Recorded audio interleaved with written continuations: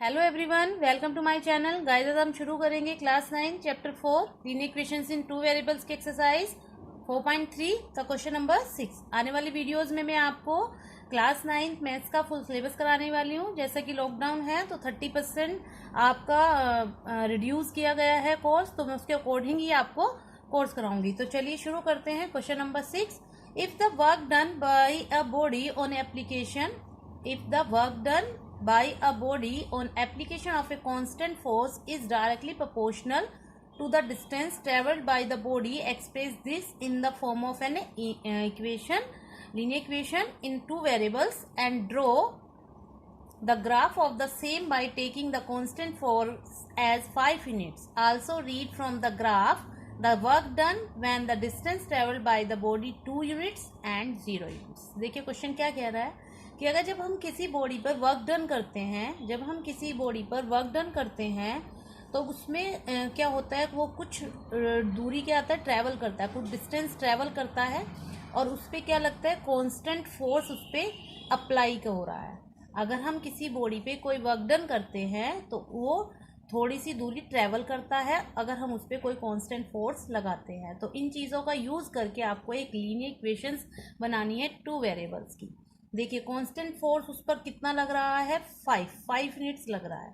तो जो हमारा इसको लीनियर इक्वेशन टू वेरिएबल्स में आपको कन्वर्ट करनी है, तो इसके लिए हम लेट करेंगे कि जो वर्क डन है वो तो है हमारा y और जो डिस्टेंस ट्रेवल हुई है वो हुई हमारी x और जो कांस्टेंट फोर्स है वो है हमारा y। अब देखिए उन्होंने कहा है कि जो work done by a body on application of a constant force is directly proportional to the distance. According to question, y है proportional to x के। y proportional किसके है, work done distance के proportional है और y goes to, अगर हम proportional का साइन हटाते हैं तो हमारा आ जाता है f(x). f क्या है आपका, ये constant force है और constant force आपको दिया गया है 5। मीन्स आपकी इक्वेशन हो जाएगी y = 5x। तो ये तो हो गई आपकी इक्वेशन। अब इसे लीनियर इक्वेशंस आ गई आपकी टू वेरिएबल्स में। अब इसे हमें ग्राफ पे प्लॉट करना है। ग्राफ पे प्लॉट करने के लिए हमें इसके सॉल्यूशंस चाहिए, तो उसको हम सॉल्व करते हैं। देखिए सॉल्व करने के लिए अगर सबसे पहले देखिए शुरू करते हैं। ये मैंने यहाँ पे ग्राफ ड्रॉ करके रखा है, कार्टेशियन प्लेन पे ड्रॉ किया है, तो इस पर हम ड्रॉ करेंगे। पहले सॉल्यूशंस निकालेंगे। हमारी इक्वेशन है 5 cos to 5x। तो देखिए यहाँ पे मैं टेबल बना लेती हूँ।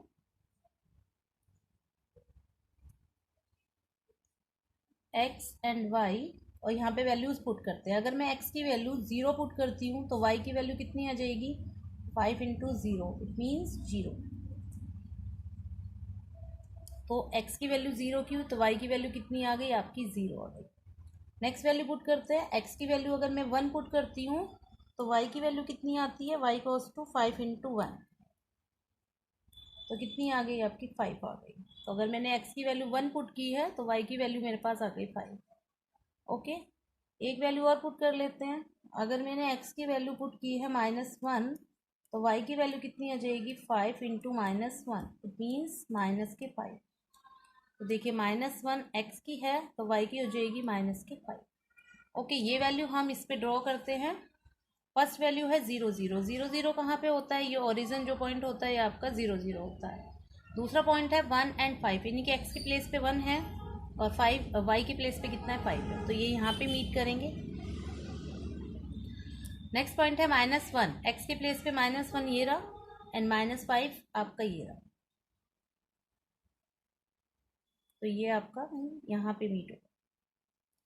तो इन पॉइंट्स को क्या करेंगे, हम ज्वाइन करेंगे।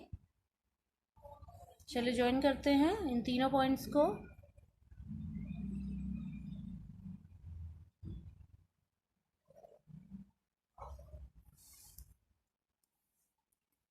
देखिए ये वाला पॉइंट्स है आपका -1 एंड -5, ये आपका 0 0 और ये हो जाएगा आपका 1 एंड 5। ओके, तो ये जो आपकी इक्वेशन है, ये ग्राफ किस लाइन का है, y cos to 5x। तो ये हो गया आपका ग्राफ प्लॉट। अब देखिए आगे क्वेश्चंस रीड कर लेते हैं। देखिए व्हेन, अब read the from the graph, आपको ग्राफ रीड करना है। And the work done when the distance travelled by the body 2 units. अगर आपकी डिस्टेंस कितनी है, इट मीन्स x अगर 2 है तो वर्क डन आपका कितना होगा। तो देखिए अगर x आपका 2 है, x यहाँ पे 2 है, तो अगर मैं इसको मीट करूँगी आगे ऊपर तक अगर मैं लेके जाऊँगी, चलिए देखते हैं अगर मेरा जो वर्क डन है वो कितना है, और सॉरी डिस्टेंस है फर्स्ट, अगर मेरी डिस्टेंस कितनी है 2 यूनिट्स, तो ये कि मेरी इक्वेशन है y इक्वल्स टू 5x, तो x की वैल्यू दी गई है तो 5 इंटू 2, तो मेरा जो वर्क डन है वो कितना आ जाएगा 10 यूनिट आ जाएगा। ये देखिए यहाँ से 10 यूनिट आ रहा है मेरा आंसर। अगर मैं इसको प्लॉट करती हूँ यहाँ से और मैं 10 को यहाँ से ऊपर लेके जाती हूँ, तो ये जो मेरा ग्राफ है ये यहीं पे मीट करेगा।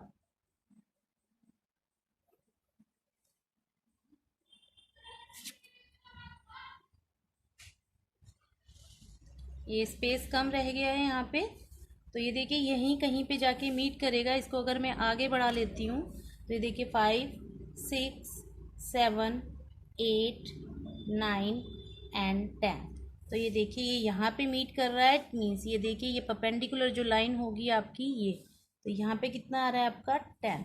तो हम ग्राफ से अगर देखें तो देखिए ये लाइन आपकी जहाँ पे 2 है हमारा, अगर डिस्टेंस 2 है तो ये देखिए लाइन यहाँ पे मीट करेगी, तो ये कितना हो जाएगा मेरा 6 7 8 9 एंड 10।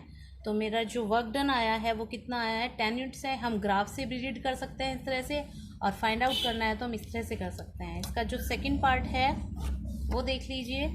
सेकंड पार्ट में अगर कहा है कि जो डिस्टेंस है अगर वो है अगर 0 है तो आपका जो वर्क डन है वो कितना होगा। देखिए मैं पहले इक्वेशन से निकाल के आपको दिखा रही हूँ।